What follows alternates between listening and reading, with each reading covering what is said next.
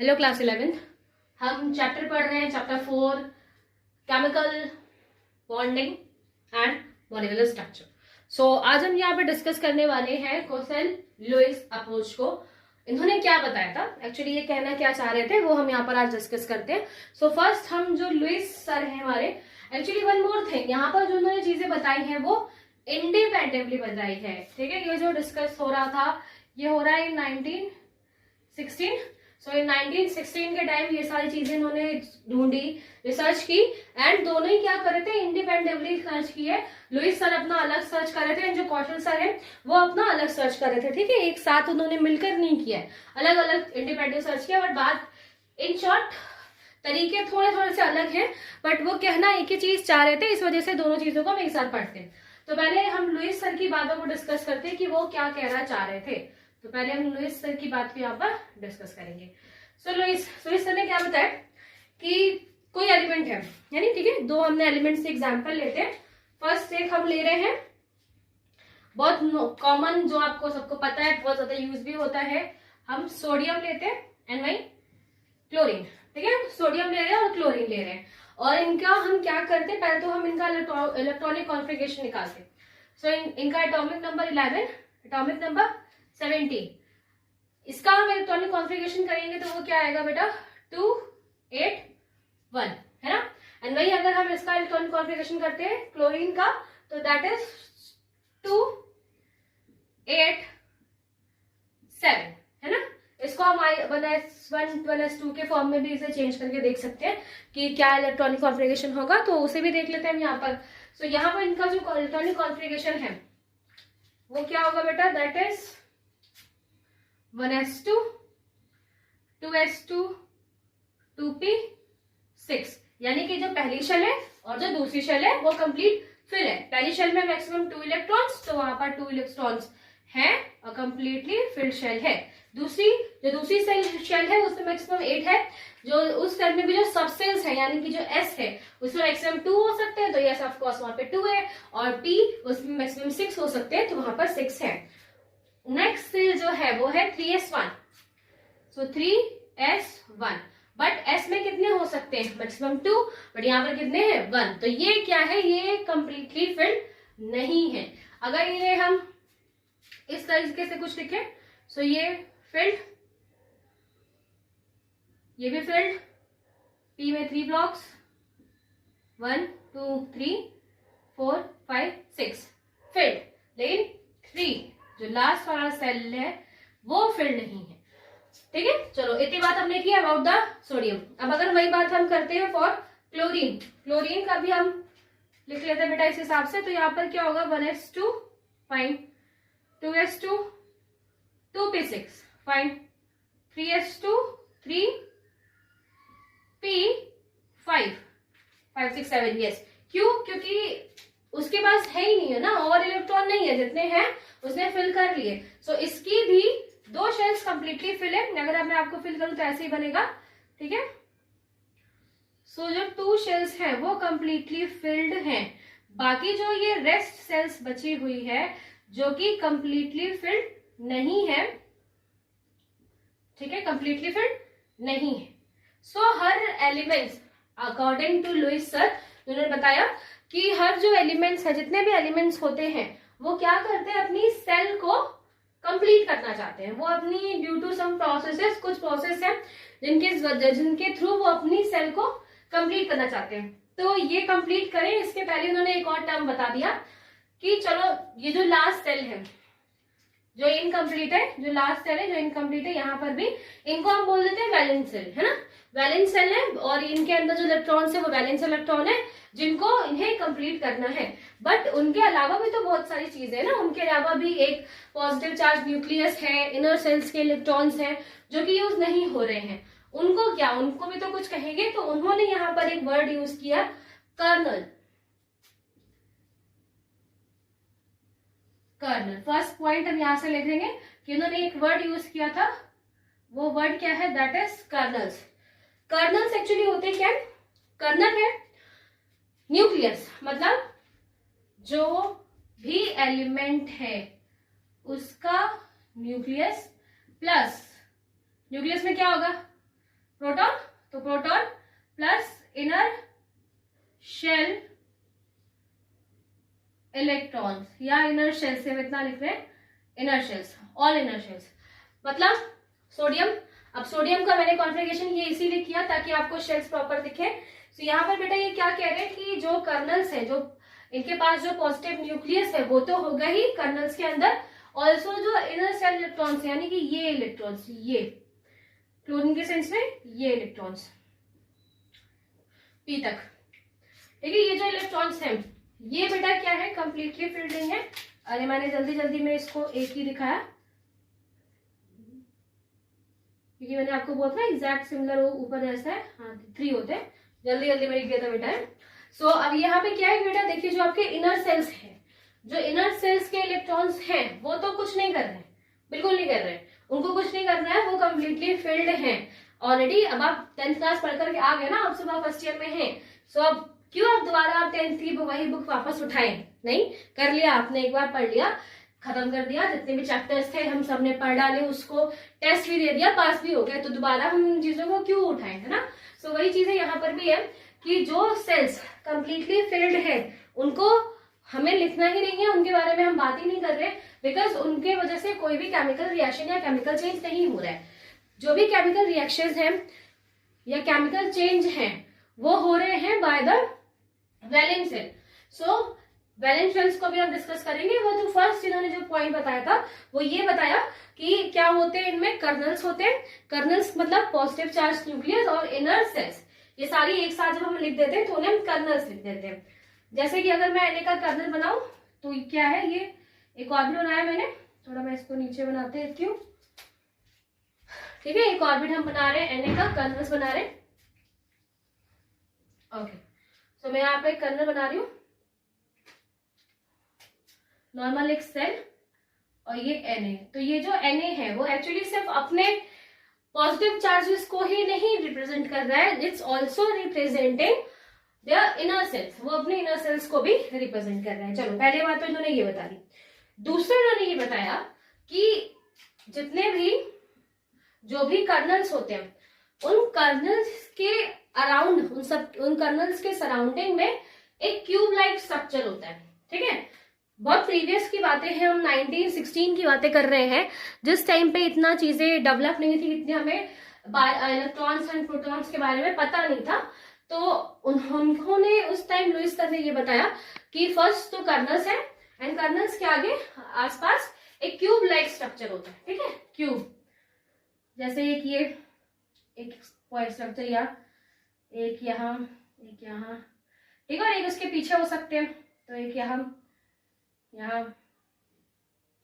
मतलब वो ये कहना चाह रहे थे बेटा कि जो भी कर्नल्स हैं उन सबके चारों तरफ जो भी इलेक्ट्रॉन्स मौजूद हैं, मैं इसको थोड़ा सा और नीचे कर देती हूँ, जो भी इलेक्ट्रॉन्स मौजूद हैं वो उसके चारों तरफ, उस कर्नल के चारों तरफ एक क्यूब के फॉर्म में मौजूद होते हैं, एंड उस कर्नल्स को इस क्यूब की तरह वो क्या करते हैं, कवर करते हैं। तो आपको एक क्यूब जैसा स्ट्रक्चर यहाँ पे दिखाई दिया, एंड यहाँ पे सेंटर में, यहाँ पर क्या है, सेंटर में क्या होता है, कर्नल है, ठीक है। जिस भी एलिमेंट की बात करें, हम सोडियम की बात करें तो हमने सोडियम लिखा है, अगर हम क्लोरीन की बात करेंगे तो वहां पे Cl लिख देंगे। जिस भी एलिमेंट की हम बात कर रहे हैं वो सेंटर में होता है, एंड उसके चारों तरफ क्या होते हैं, एक क्यूब लाइक स्ट्रक्चर है, और इन क्यूब्स में क्या होते हैं, इन क्यूब्स में होते हैं electrons.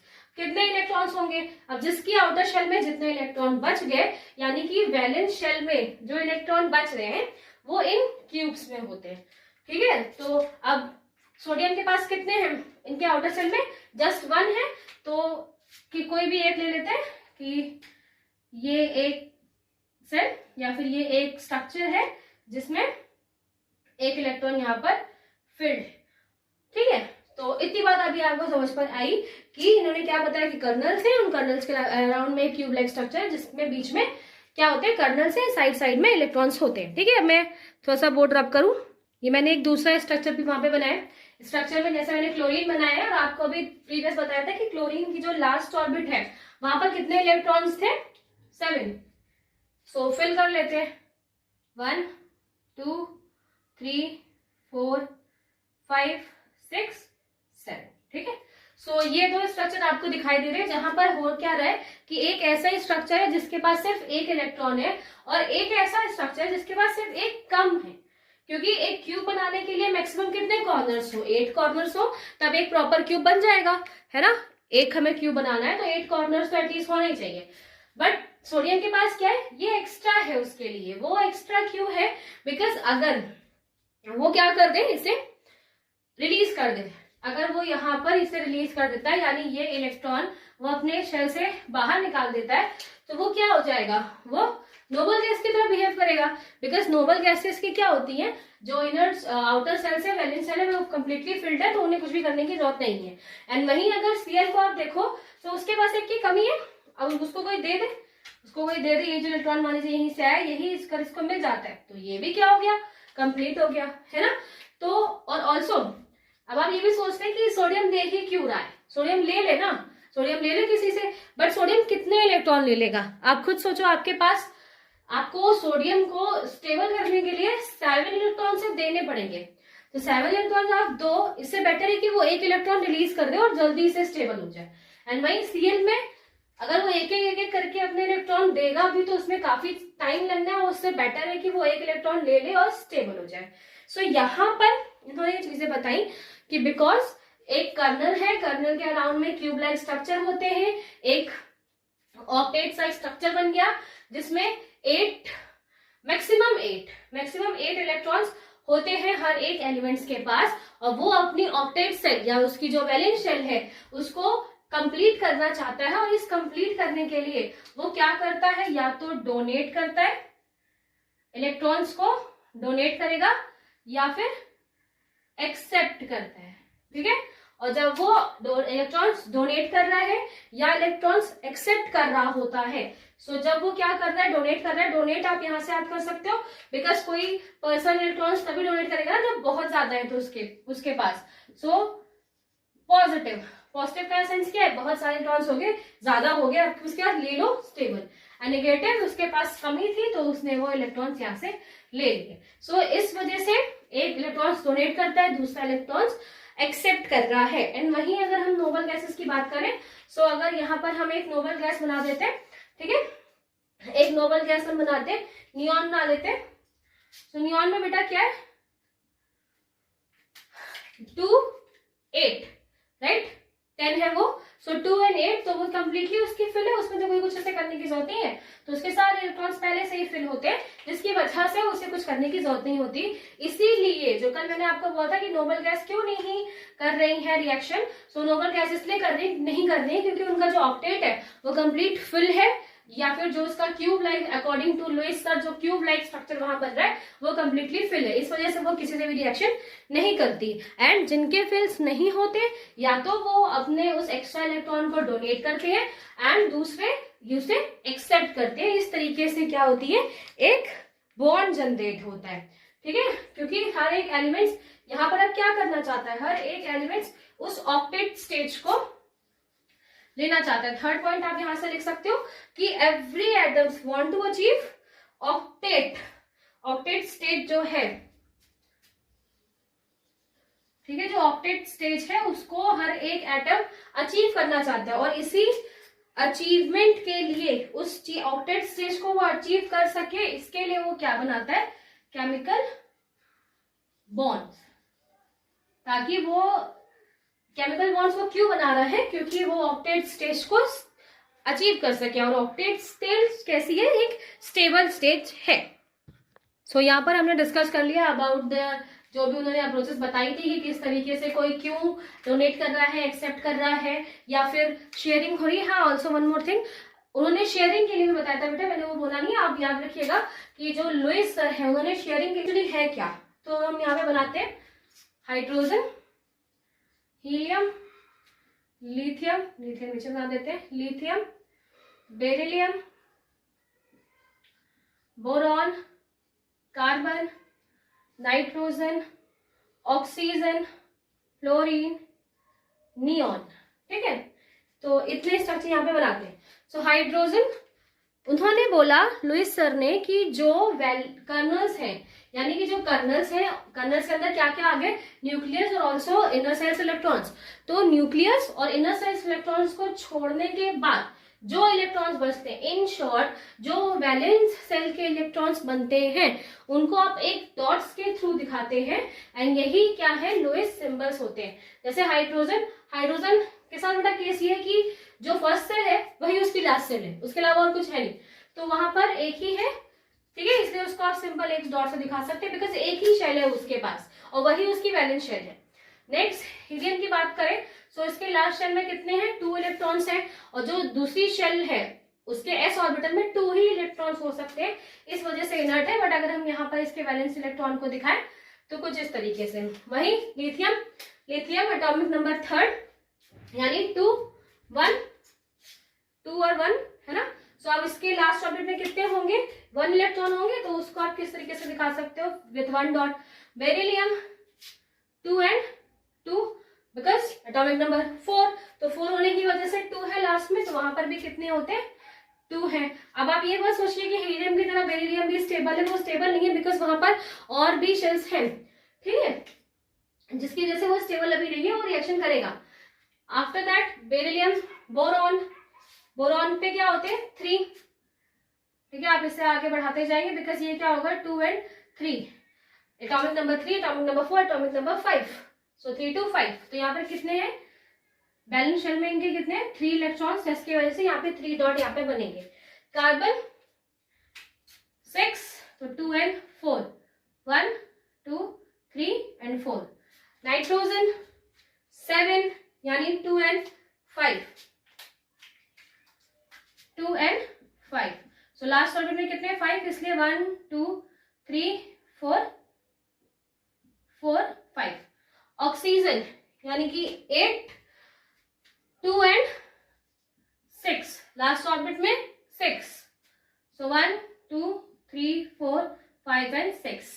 Next fluorine, atomic number 9 यानी 2 and 7, कितने, 2 and 7, तो लास्ट ऑर्बिट में कितने हैं यहाँ पर, 7, ठीक है, आपको यहाँ पर 7 इलेक्ट्रॉन्स देखने को मिलेंगे, तो उन्हें भी आप यहाँ शो कर लीजिए।